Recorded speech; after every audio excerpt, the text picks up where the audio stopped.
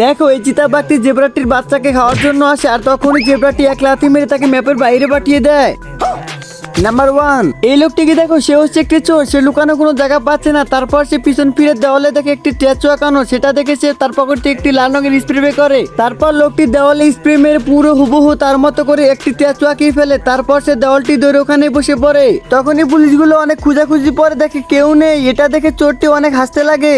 Number 2, দেখো চায়নার এই লোকটির এতটাই সাহস যে সে কুমিরের মুখের ভিতরে মাথা দেয়, আর তখনই কুমিরটি খাওয়ার জন্য তার মুখটা চাপায়, আর তখনই লোকটিও মাথা সরিয়ে ফেলে। নাম্বার 3, দেখো এই মোটা লোকটি সুইমিং পাইপের ভিতরে সুইমিং করতে এসে আটকে যায়। সে এতটাই মোটা যে তাকে পাইপের ভিতর থেকে বের করতে পারে না, আর তার জন্য সবগুলো মানুষ এই সুইমিং পাইপের ভিতরে আটকে পড়ে যায়। নাম্বার 4, দেখো এই 50 কেজির লোহাটি কচ্ছপের উপর ফেলে, কিন্তু তারপরে কচ্ছপটির কিছু হয় না, কারণ কচ্ছপের পিঠে অনেক শক্ত।